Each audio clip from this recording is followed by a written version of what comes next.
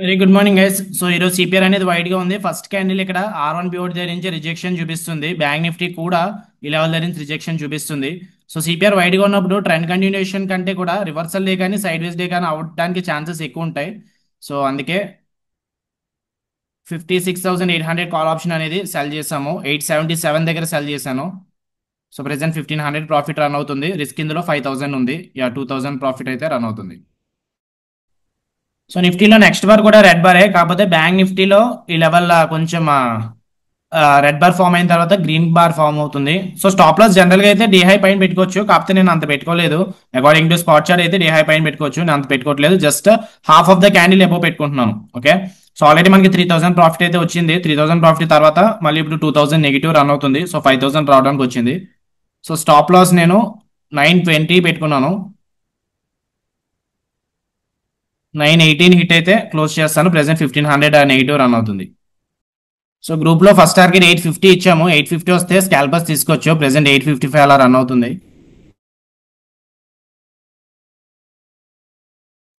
Okay guys, 3500 profit అయితే వచ్చింది. 850 కూడా హిట్ అయిపోయింది. సో స్కాల్పర్స్ తీసుకోవాలనుకుంటే తీసుకోవచ్చు. సో ఈ లెవెల్ హిట్ అయితే క్లోజ్ చేసేస్తాను. R3 కెమెరీల పైన క్లోజ్ అయితే క్యాండిల్ క్లోజ్ చేస్తాను. లేదు మార్కెట్ కిందకు వస్తే 1:2 ఎక్కడ లైక్ ఫస్ట్ క్యాండిల్ దగ్గర ఎంట్రీ తీసుకున్నాము. స్టాప్ లాస్ ఒక 80-90 పాయింట్స్ అనుకున్నా. 180 పాయింట్స్ వరకు వెయిట్ చేయాలి. ఇక్కడ వరకు 140 వస్తుంది అండ్ 180 అయితే ఈ లెవెల్ వరకు వస్తుంది.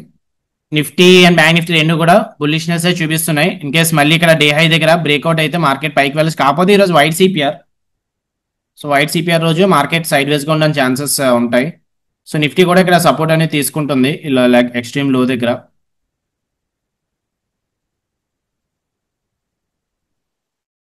మళ్ళీ ప్రాఫిట్ కి అయితే వచ్చింది 1000 రూపీస్ అలాగా. సో ఒకవేళ 5000 ప్రాఫిట్ వస్తే అప్పుడు స్టాప్ లాస్ అప్డేట్ చేస్తాను. రిస్క్ ఒక 2500 వచ్చేలా ప్లాన్ చేసుకుంటాను. ప్రెసెంట్ 2000 అలా రన్ అవుతుంది కదా, 2500. So bank Nifty R3 camera strong rejection area, so అక్కడ నుంచే రివర్స్ అవుతుంది. సో చూద్దాము, ఇంకా ఫర్దర్ గా ఫాల్ వస్తే పర్వాలేదు. లేదు ఈ లెవెల్ బ్రేక్అవుట్ అయితే ఇక్కడ బయర్స్ ఉన్నారు కదా, ఈ లెవెల్ బ్రేక్అవుట్ అయితే అప్పుడు మార్కెట్ పైకి మూవ్ అవుతుందేమో. ఓకే, స్టాప్ లాస్ అయితే హిట్ అయిపోతుంది. 919 వస్తుంది. 918 కదా, 919 వస్తే 5008 అనేది హిట్ అయిపోతుంది.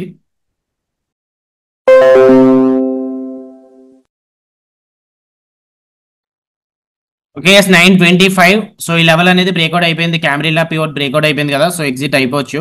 అండ్ నెక్స్ట్ ఇప్పుడు ఏంటి, డే హై బ్రేక్అవుట్ అయితే లాంగ్ ఎంట్రీ వెళ్తామంటే సిపిఆర్ వైడ్ గా ఉంది కదా, వైట్ సిపిఆర్ ఉన్నప్పుడు ట్రెండ్ కంటిన్యూషన్ అవ్వాలంటే అవదని కాదు, అవుతుంది, చాలా రేర్ గా అవుతుంది. ఓకే, ఇక్కడ నుంచి చూడండి, డే హై నుంచి సెల్లర్స్ ఉన్నారు కదా, సెల్లర్స్ అలో చేయనివ్వట్లేదు. ఈ లెవెల్ దగ్గర నుంచి రిజెక్షన్ వస్తుంది మళ్ళీ. సో మళ్ళీ ఇక్కడ ఫేక్ బ్రేక్అవుట్ అయిన తర్వాత తీసుకుందాం అనుకున్నాను నిఫ్టీ బ్యాంక్ నిఫ్టీలో. కాకపోతే ఫేక్ బ్రేక్అవుట్ కూడా జరిగితే జరగవచ్చులేండి మార్కెట్, ఎందుకంటే లిక్విడిటీ కావాలి కదా పెద్ద ప్లేయర్స్ కి. ఇన్స్టెడ్ నిఫ్టీ బాగుంది. ఫస్ట్ క్యాండిల్ నుంచి కూడా అసలు ఫస్ట్ ఈ పివోట్ అనేది బ్రేక్అవుట్ అవ్వలేదు.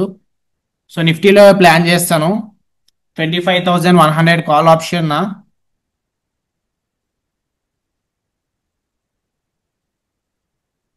ఓకే, 25,100 225 క్వాంటిటీస్ ప్లాన్ చేశాను. అంటే ఒక 3 లాట్స్ ప్లాన్ చేశాను. 156 దగ్గర అయింది. Risk same 5000. 178 పెట్టుకున్నాను స్టాప్ లాస్. సో దీని తర్వాత ఇంకా క్లోజ్ చేద్దాం. మాక్సిమం లాస్ లిమిట్ 10,000 కదా, సో 10,000 అయిపోయిన తర్వాత క్లోజ్ చేద్దాము. ప్రెసెంట్ అయితే కాస్ట్ రన్ అవుతుంది నిఫ్టీ. సో చూద్దాం ఏమవుతుంది ఇది. సో బ్యాంక్ నిఫ్టీ ఈ లెవెల్ కిందకి వస్తే R3 కెమెరాలో ఇంకా ఫర్దర్ గా కిందకి రావచ్చు బ్యాంక్ నిఫ్టీ. ఇంకొక లాట్ ప్లాన్ చేస్తున్నాను. టోటల్ 300 క్వాంటిటీస్ తీసుకున్నాను. స్టాప్ లాస్ తగ్గించుకోవాలి మరి. స్టాప్ లాస్ 173 పెట్టుకున్నాను. 163 దగ్గర రన్ అవుతుంది. ఇంకొక 10 పాయింట్స్ ఉన్నాయి. స్టాప్ లాస్ హిట్ అయితే క్లోజ్ చేస్తాను. 1000 రూపీస్ ప్రాఫిట్ అయితే వచ్చింది. నిఫ్టీ లెవెల్ దగ్గర నుంచి రిజెక్షన్ చూపిస్తుంది. సో కిందకి వస్తే అట్లీస్ట్ ప్రీవియస్ సెషన్ హై వరకు చూస్తాను టార్గెట్ తీసుకోవడానికి. ఆర్ఎల్స్ 1:2. సో 10,000 ప్రాఫిట్ వరకు వెయిట్ చేస్తాను. ఇన్ కేస్ లూజ్ అయితే 5,000 లూజ్ అవుతాం కాబట్టి ఈ ట్రేడ్ లో 10,000 మినిమం వెయిట్ చేయాలి. సో 1:2 వరకు వెయిట్ చేస్తాను. సో క్యాండిల్ అయితే రెడ్ క్లోజ్ అయింది. ఫర్దర్ గా ఫాల్ వస్తుందా లేదో చూడాలి. బ్యాంక్ నిఫ్టీ కూడా డే హై దగ్గర రెడ్ క్యాండిల్ ఫామ్ అయింది. కాకపోతే R3 క్యాండిల్ కింద క్లోజ్ అవ్వాలి అన్న రెడ్ క్యాండిల్, అప్పుడు ఛాన్సెస్ కొంచెం ఎక్కువ ఉంటాయి బ్యాంక్ నిఫ్టీకి. Bank Nifty complete sideways గా ఉంది. నిఫ్టీ అయితే చూద్దాం. 20 EMA సపోర్ట్ అయితే ఇక్కడ ఉంది. మరి ప్రెసెంట్ అయితే 1500 2000 అలా రన్ అవుతుంది. సో డే హై బ్రేక్అవుట్ అవడానికి చూస్తుంది బ్యాంక్ నిఫ్టీ. లెవెల్ బ్రేక్అవుట్ అయితే మార్కెట్ పైకి అయితే మూవ్ అవ్వచ్చు. 665 అయితే రన్ అవుతుంది. ఇంకొక 10 పాయింట్స్ ఉన్నాయి. 163 కదా, 173 హిట్ అయితే క్లోజ్ చేద్దాము.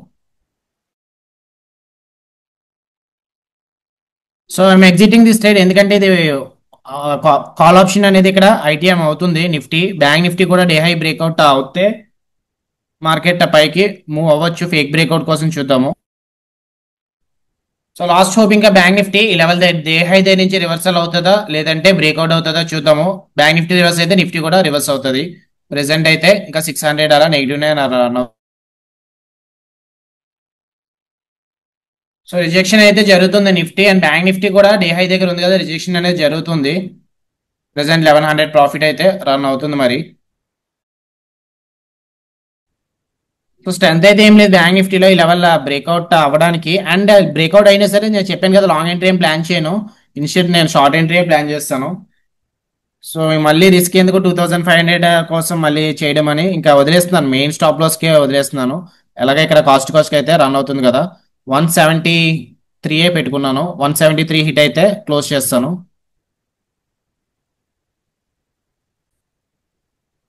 Bank nifty strong candle form అవుతుంది రాదర్ దాన్ నిఫ్టీ అయితే పైకి మూవ్ అవుతుంది. సో ఎగ్జిట్ అయిపోయి నిఫ్టీ. సో బ్యాంక్ నిఫ్టీ తీసుకుంటాను 840. సో 90 క్వాంటిటీస్ ప్లాన్ చేశాను. 840 నుంచి ఇది హై చూడండి ఎంతవరకు వెళ్ళిందో, 880 వరకు వెళ్ళింది. సో 885 పెట్టుకుంటున్నాను స్టాప్ లాస్.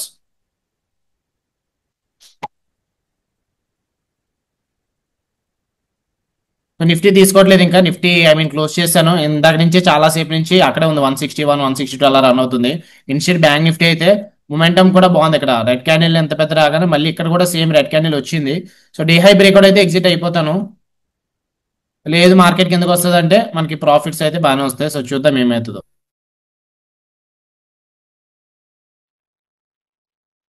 835 దగ్గర అయింది కదా, 835 నుంచి మనకి 885 అయితే 10,000 కానీ లాస్ ఎక్సీడ్ అవుతుంది. సో 10,000 లాస్ వచ్చేలా ప్లాన్ చేసుకుంటాను. 880 పెట్టుకుంటున్నాను స్టాప్ లాస్. 880 హిట్ అయితే క్లోజ్ చేస్తాం.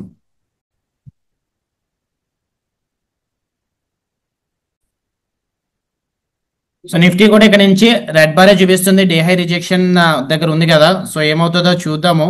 అండ్ పొజిషన్స్ యాడ్ చేసుకుంటున్నాను ఎందుకంటే Nifty red day high resistance, bank Nifty కూడా day high resistance. Make or break place. ఇంకా మార్కెట్ అయితే పైకి వెళ్ళొచ్చు లేదంటే కిందకి రావచ్చు. సో టోటల్ 120 క్వాంటిటీస్ ఉన్నాయి. అలాగని చెప్పి స్టాప్ లాస్ మళ్ళీ ఇందాకలాగే 880 పెట్టుకోలేను. స్టాప్ లాస్ ఇప్పుడు 868 పెట్టుకున్నాను.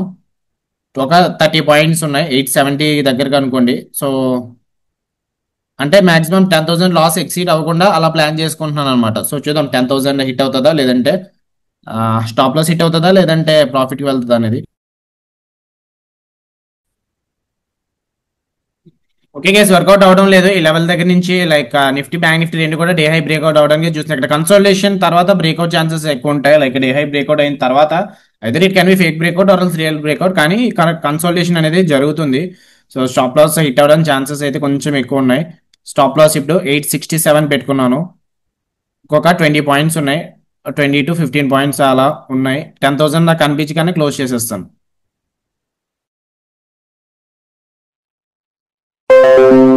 డి హై బ్రేక్అవుట్ అయిపోయింది. సో క్లోజ్ చేసేస్తున్నాను. Almost 10,182 is loss here.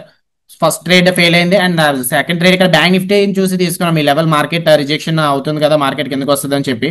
Even Nifty కూడా ఈ లెవెల్ దగ్గరికి వచ్చిన తర్వాత నిఫ్టీ కూడా తీసుకున్నాము. కాకపోతే మార్కెట్ అనేది స్టాప్ లాస్ తీసుకుంది. సో 10,000 నెగిటివ్ అయితే వచ్చింది. Done for the day. ఇంకా మాక్సిమం లాస్ 10,000 తర్వాత క్లోజ్ చేసేయడమే best. So see in the next session tomorrow. By.